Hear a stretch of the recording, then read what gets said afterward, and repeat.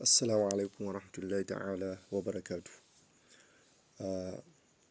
Ƙasar Turkiyya za ta sayar wa ƙasar Malaysia jiragen ruwan yaƙi guda uku samfurin Ada Class Corvette.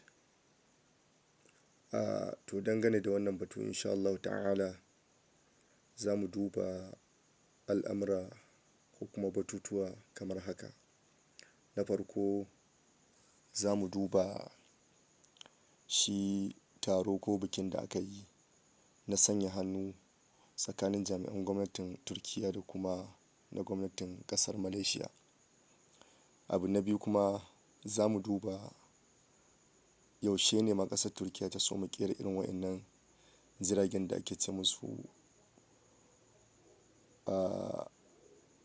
Ada Class Corvette ko kuma a ce musu ma Milgem Corvette.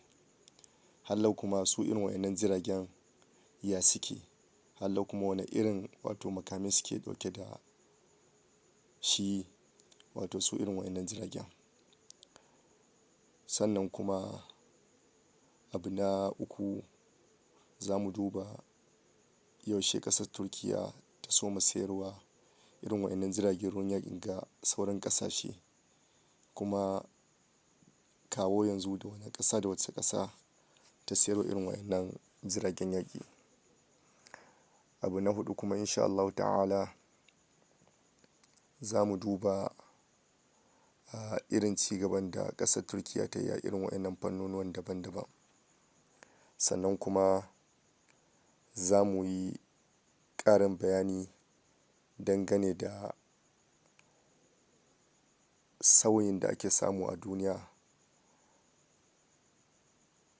ta sababin tasowar ƙasashe irin su Turkiyya a irin waɗannan fannonin. To na farko, a ranar 10 ga watan 6 na wannan shekara ta 2024, ministan tsaron ƙasar Malaysia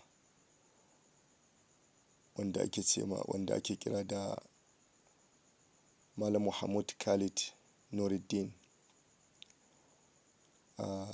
ya ziyarci ƙasar Turkiyya domin zuwa taro ko bikin da aka yi na rattaba hannu a kan waɗannan batutuwa. Daga ɓangaren ƙasar Malaysia, shi ministan ƙasar Malaysia na tsaro ya wakilci ƙasar Malaysia dangane da wannan batun, a inda ƙasar Malaysia da Turkiyya suka rattaba hannu a kan yarjejeniyar fahimtar juna dangane da wannan batun. Bayan haka kuma daga ɓangaren ƙasar Malaysia,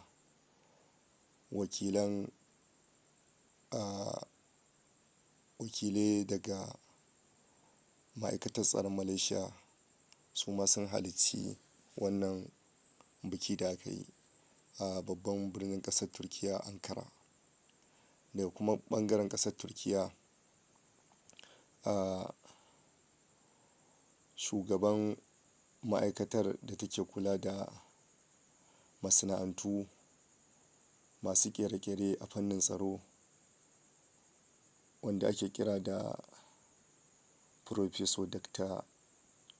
Huluk Gurgum, da kuma sakataren wannan ma'aikatar wanda ake kira da Professor Dr. Ihsan Kaya, da kuma ma shugaban kamfanin da zai ƙera waɗannan jirage wato kamfanin STM, da kuma sakataren wannan kamfani wanda ake kira da Ozgur Gulayuz, da kuma ma jami'ai daga ma'aikatar tsaro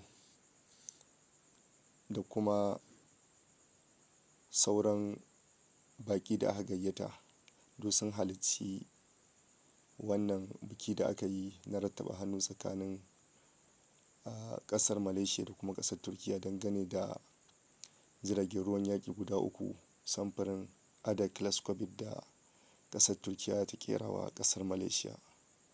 To wannan dai shine a taƙaice dangane da shi bikin da aka yi da kuma ranar da aka yi shi da kuma waɗanda suka halarci wannan biki da aka yi a babban birnin ƙasar Turkiya, Ankara.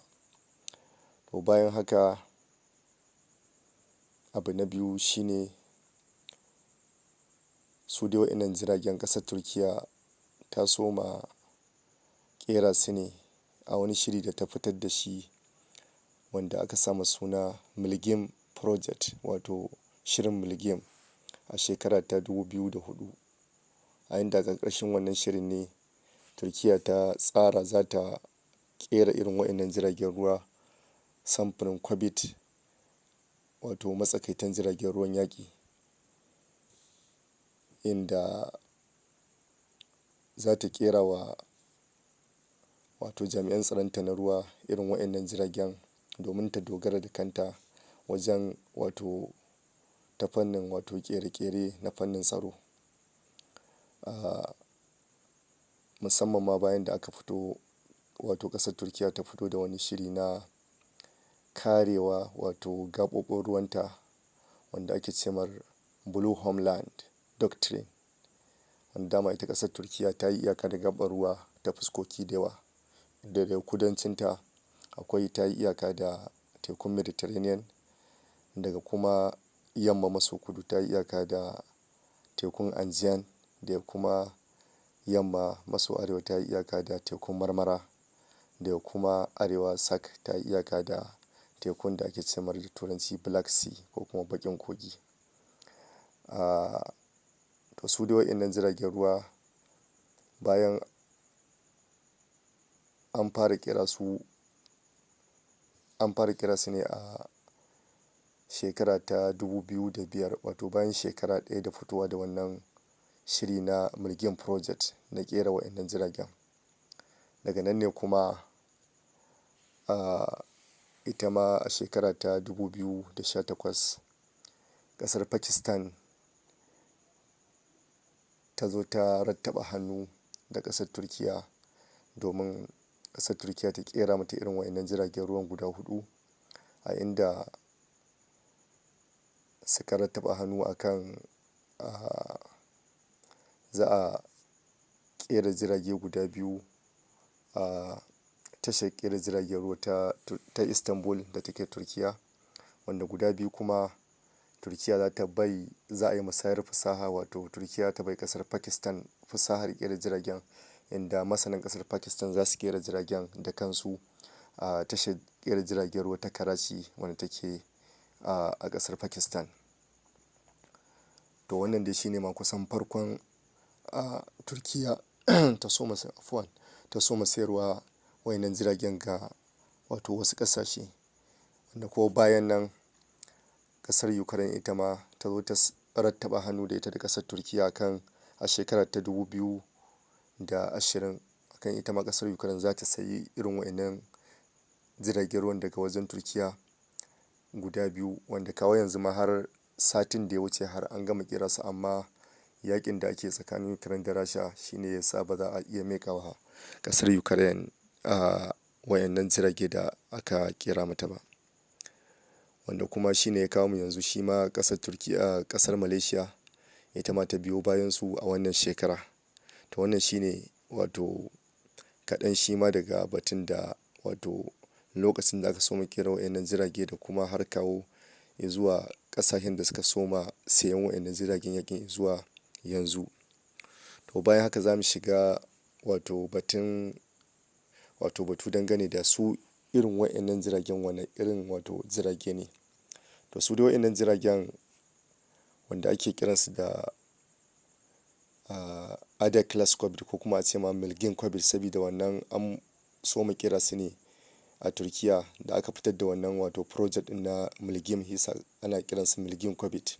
Shi dai Cobit in aka ce Cobit da turanci wato wasu irin jirage ne na yaƙi wato matsakaita wanda ba su kai irin jiragen da ake ce mar frigate ba. To su irin waɗannan jiragen da Turkiya ta ƙera wa ƙasar Malaysia, wanda kuma daman ta riga tana ƙera su, za mu ɗan yi batutuwa dangane da irin makaman da suke ɗauke da shi. Wato kasan shi jirgin yaƙi ko na sama ko na ruwa dai ko mota ce aka ce ta yaƙi to ba normal mota ce ta shiga ta mutane ba, dole tana ɗauke da wasu abubuwan da shi ne ya bambanta ta da motar farar hula. To shi wannan jirgin ruwan na yaƙi yana ɗauke da dukkan wasu abubuwa na yaƙi da jiragen ruwa suke ɗauke da shi har ma da ƙari ma.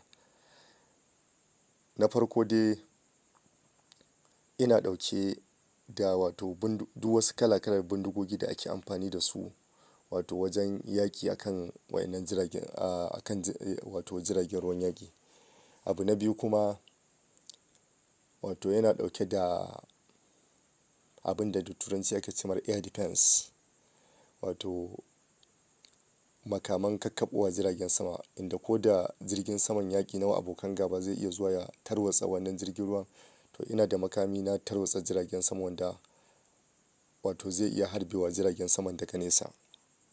Abu na biyu kuma ko abu na uku zan ce ina ɗauke da wato makamai masu ruguza jiragen ruwan abokan gaba. Jiragen ruwan abokan gaba da suke tafiya a saman ruwa kamar shi to zai iya ruguza su da makaman da yake tare da su. Musamman ma akwai makamin da yanzu Turkiya ta soma ƙera shi a shekara 4 zuwa yanzu wanda ake ce mar Atamaka, wanda da Turkiya ba ta da irin wannan sai dai daga wanda take amfani da shi daga Amerika take saya. To amma yanzu ita ma Turkiya ta ajiye na Amerika ta soma ƙera nata daga shekara 4 zuwa yanzu. To waɗannan jiragen ruwa na Turkiya duk an cire waɗannan tsofin yanzu da ƙirar gida ake amfani wannan Atamaka wanda zai iya ganowa wato jirgin abokan gaba wanda yake tafiya a saman ruwa kuma ya ruguza shi ina tsawon kilomita 200 da wani abu.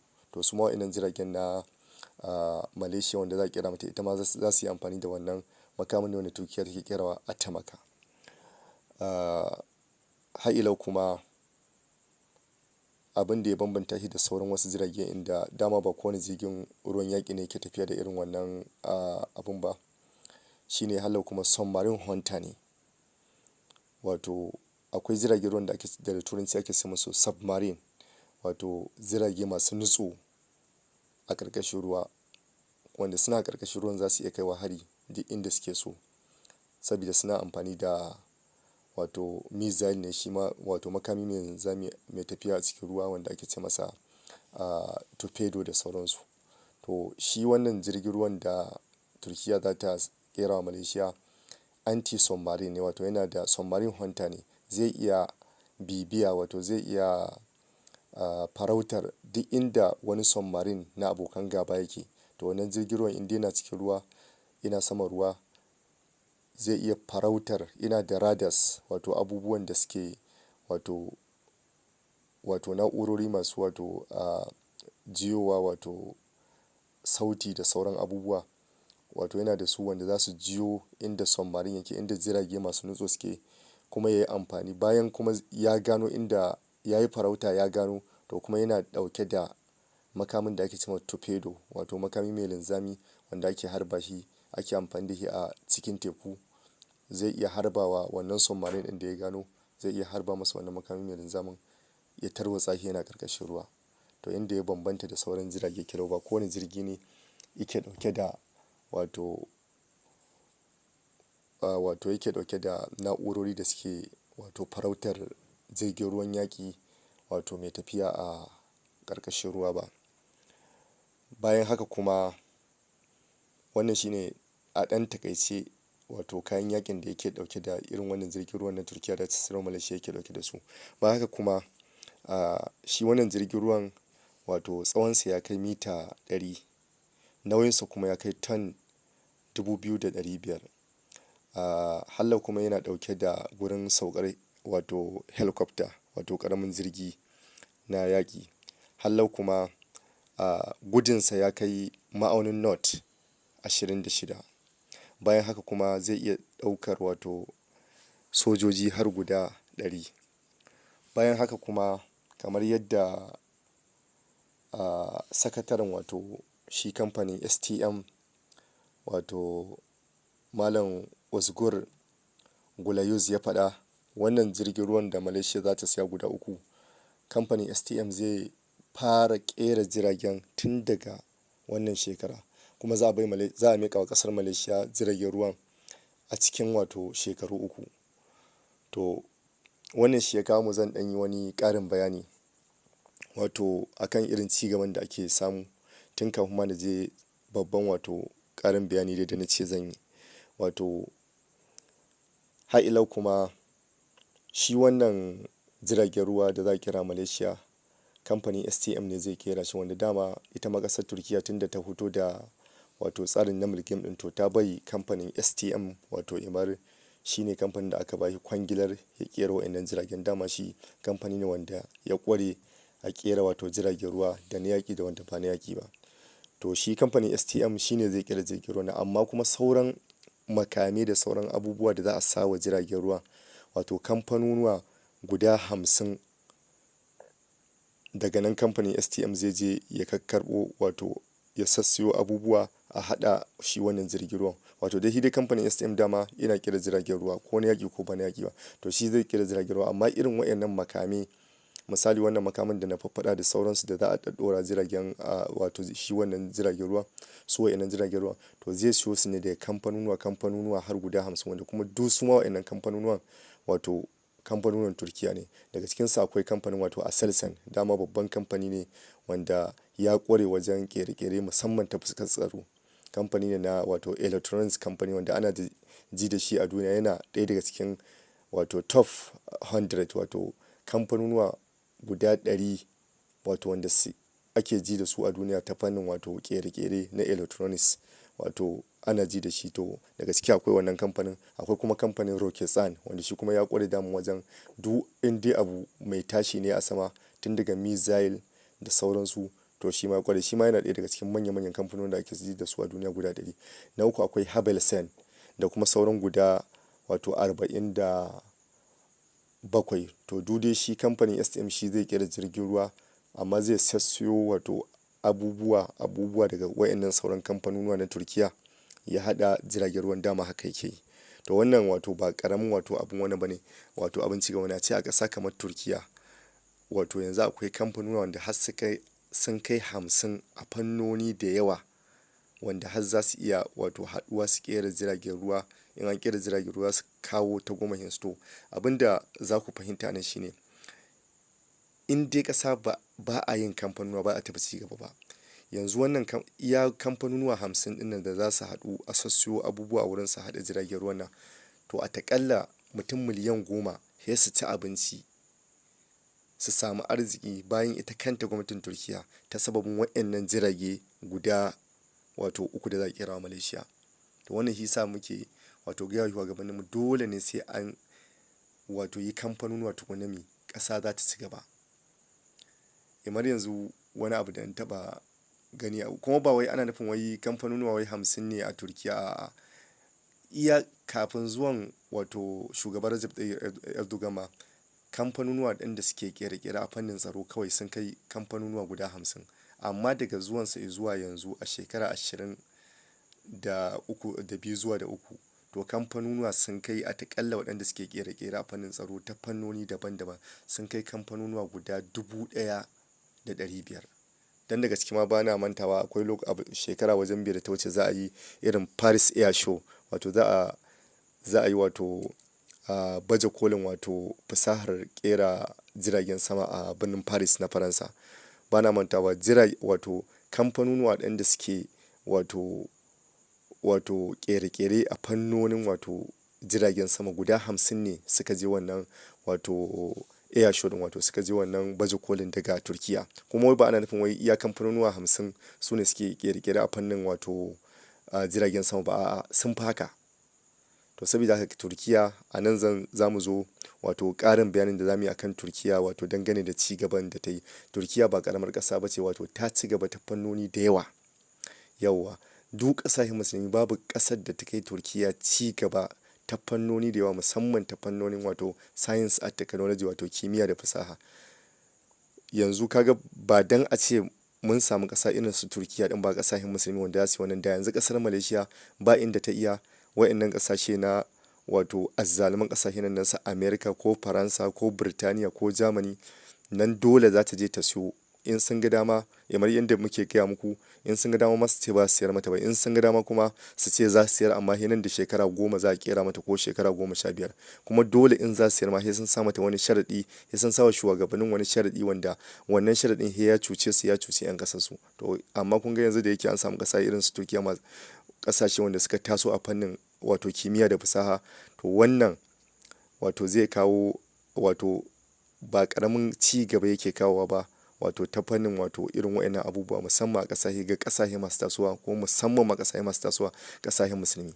Da yanzu shi kansa wannan jirgin ruwan, ƙasar Malaysia ne ta gan shi wato a lokacin da bara da aka je wani air show, aka je wato wani show, aka je wato wani baje koli wato na fannin wato ƙere-ƙere, wato na fannin ƙere-ƙere a ƙasar Malaysia. To ƙasar Turkiya, shi kamfanin na ƙasar Turkiya STM ya je da irin wannan jiragen, to ƙasar Malaysia ta ga irinsa ya mata, to shi ne ta ce Turkiya ta ƙera mata. Ba don kuma ita ma ƙasar Malaysia ba ta iya ƙere-ƙere ba, ita ma ƙasar Malaysia tana ɗaya daga cikin wato ƙasashen da suka ci gaba a fannoni daban-daban wato da a ƙasashen musulmi, wanda in ka ɗauke Turkiya ɗin ma, in Malaysia ba ta zo ta biyu ba, za ta zo ta uku ko ta zo ta huɗu, ba ta ma taɓa zuwa ta biyar ba. Ita ma ta ci gaba, har jiragen ruwan da komai da komai na yaƙi da wanda ba na yaƙi ba duk tana ƙerawa. Kawai dai wannan wato dama kasuwanci ne wanda aka saba tsakanin ƙasashen duniya, ko kuma tsakanin mutane ma. Ko da kana da wani abu za ka iya ganin wani abu a gun wani ka sha'awa, kuma kai ma ka je ka siya da sauransu. Wanda da ka ga akwai ƙasar Philippines, ita ma da ta so ta sayi wannan samfurin jiragen na Ada Kileskovit da gun Turkiya, to amma daga baya sai ta bayar kwangilar ga wani kamfani na wato ƙasar Koriya ta Kudu. Kuma wanda ba na raba ɗayan biyu, akwai tasirin Amerika, ita za ta hana Koriya ta Kudu tun da dai ita za ta hana wato ƙasar Philippines tun da dai tana da an gizo akan ƙasar Philippines. Za ta ce Turkiya ƙasar musulmai ce, kada ki siya nan, ki tafi ƙasar wato waɗanda ba musulmi ba ki je ki siya. Shi ne ƙasar wato Philippines ta fasa siya daga gun, ta fasa siyan wato irin waɗannan jiragen daga gurin Turkiya. To kaga mu ma kanmu ƙasashen musulmin su Malaysia, ba dan a ce akwai Turkiya ba inda muka iya. Dole Malaysia gun Japan za ta je, ko Koriya ta Kudu, ko America, ko Australia, ko wasu ƙasashe dai na azzalume, ba yadda aka yi dole a nan za ta je ta siya. To daga nan ne muke sake tuna muku cewa yanzu duniya fa ta ci gaba. Wato yanzu an bar wannan tsari na wato unipolar system, wato duniya wato mai madafar iko guda ɗaya, inda America da ƙawayenta za su yanka wanda suka ga dama, su raya wanda suka ga dama, su kashe wanda suka ga dama. Yanzu an bar wannan, an dawo yanzu multipolar system, duniya wato mai madafin iko da yawa, inda idan waccan ƙasa ta ƙi ta taimaka ma ɓangaren tattalin arziki, ko tsaro, ko siyasa, ko al'adu, ko wani abu, ga wata ƙasa nan, ko kuma ga ƙasashe nan da yawa, ko Turkiya, ko Iran, ko Rasha, ko India, ko China, ko Brazil, ko wasu ma irin su Malaysia din, za su iya ƙera ma wannan abun, ko kuma za su iya taimaka ma da wannan abun da kake nema, kai ma ka je ka ci gaba. Yanzu an bar wannan, da dama ba komai ne wai multipolar system din ba. Wai ba wai dole wai an ce wai America ai yanzu kaza, duk ba wannan bane.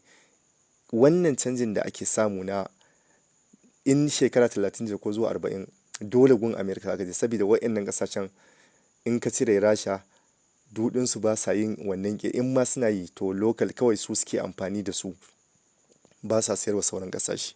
Duk da su Turkiya din, har Turkiya shekara 40 ma da ta wuce suna ƙere-ƙere, amma kuma ba su kai ƙarfin ba sa sayarwa ƙasashen duniya, ba su da kasuwa ƙasashen duniya ta sayarwa. Har irin su China duk suna yi, har su India ma duk shekara 40 din da wuce suna ɗan yin daidai gwargwado, har su Iran din ma, to amma dai ba su kai yadda za su yi kasuwarsu wato ta bunƙasa duniya, yadda za su je su sayar wannan abin a ƙasashen duniya ba. Sai dai su yi amfani da shi a ƙasa, sai dai 'yan ƙasa ɗaya biyu da suke sayarwa.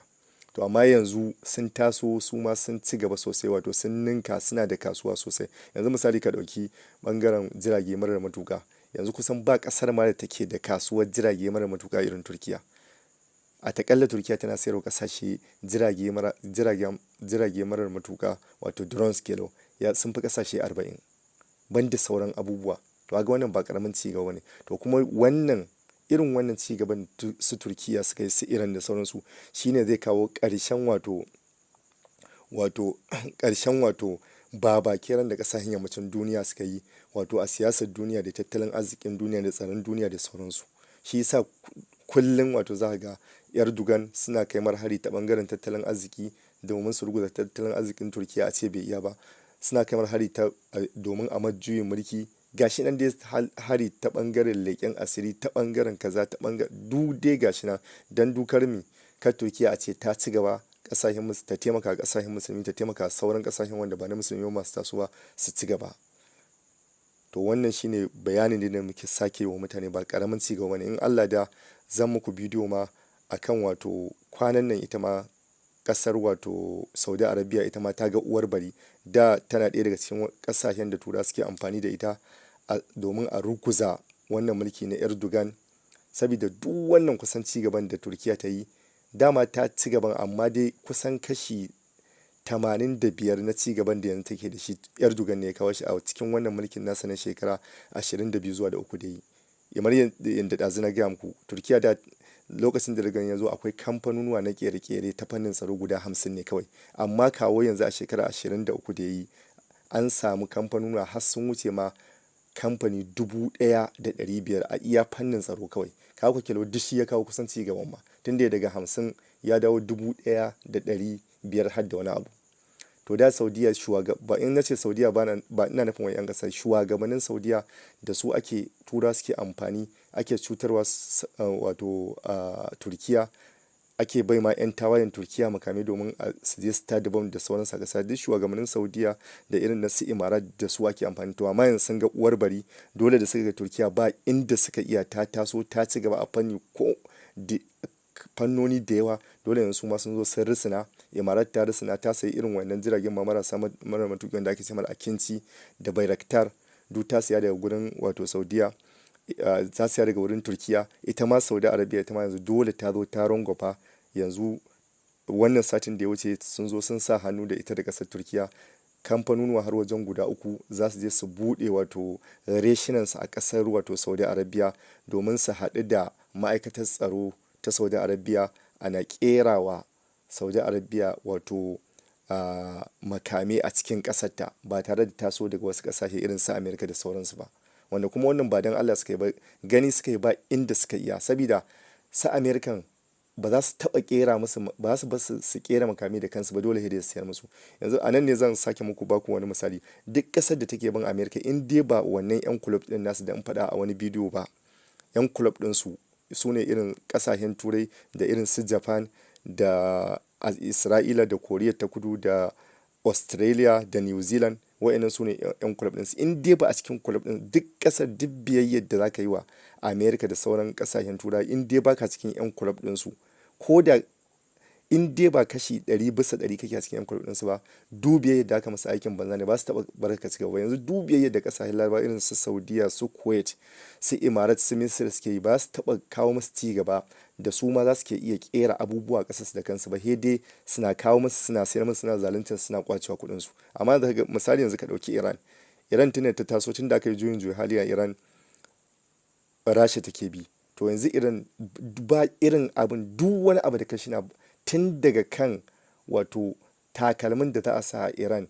har izuwa bankicen sararin samaniya, har izuwa ƙera motoci, ƙera makaman nukiliya, ƙera jiragen sama, ƙera jiragen ruwan yaƙi, kowane iri, da masu nutso a cikin ruwa da marasa nutso, da kowane iri, babu abin da Iran ba ta kira ma. In ka je bangaren asibiti, in ka je bangaren kamfanonuwan wato gine-gine, in ka je bangaren wato kamfanonuwan ƙere-ƙeren motoci wato na noma da sauran kowane fanni, Iran ba abin da ba ta kira da kanta. Amma Saudi Arabia ba abin da take kira da kanta. Dan kwanakin nan ne ma da ta ga uwar bari ta zo take dan kira, shi ma kuma da taimakon su Turkiya din. To yasa dole yanzu, tunda dai sun ga Iran nan ta ci gaba, kuma Rasha ce ta ciyar da ita gaba, amma su ga hinan sun daɗe, sun fi shekara kusan 200 suna gun turawan yammacin duniya, gun Amerika da Birtaniya da sauransu, amma biro ba sa iya kerawa a ƙasarsu sai 'yan kwanakin nan. Kuma shi din ma ba turawan yammacin duniya ne sai kawo musu ba, sai dai dole ta hanyar ko Turkiya din ko China ko Rashan dai da suka ƙi su yi amfani da su ne suka taimaka masu suke ɗan ƙere-ƙeren ma da 'yan shekarun nan suka fara ƙere-ƙere. To dole sai ga uwar bari dole. To ita kuma damun Turkiya ko wani shiri da ta yi a ƙarƙashin wannan babban kamfanin nata na Aselsan, wanda ba ta fuskar wato abubuwan tsaro ba abin da baya kerawa. To ta yi wani shiri wanda za ta bi duk ƙasashen musulmi, za ta je ta sa reshen wannan kamfanin na Aselsan. Shi kuma wannan reshen na Aselsan zai haɗu da ma'aikatar tsaron ƙasarku, yake kera muku duk irin makamin da kuke so a ƙasarku. To yanzu ta buɗe irin wannan kamfanin a Malaysia, ita Turkiya ta buɗe branch ɗin kamfanin Aselsan a Pakistan, ta buɗe a Kazakhstan, ta buɗe, za ta buɗe a wurare da yawa. To shine yanzu da ta yi ta buɗe a Saudiya sun ƙi su yadda. To yanzu suka ga uwar bari, suka ga 'yan Shi'a za su cin musu, irin ga 'yan Shi'a nan na Yemen, ga Iran ɗin ita kanta, ga sauran wannan, tukunna suka zo suka gane annabi ya faku, tukunna suka zo suka kirawo Turkiya ɗin suka sa hannu yanzu kamfanonuwa har guda uku, da Aselsan, da kamfanin Bekar mai kera jirage a marasa matuƙa, da kuma ɗaya kamfanin wanda shi ma ƙarƙashin kamfanin Bekar yake, wanda shi kuma yana bincike ne akan harkokin sararin samaniya, tun da ya kan wato a kera ma satellite, harba ma kumbo sama sararin samaniya da sauransu. Za su je su buɗe wato reshinansa a ƙasar Saudi Arabia, su haɗu da ma'aikatar tsaro ta Saudi Arabia, suna kera mata duk abubuwan da take so a fannin tsaro.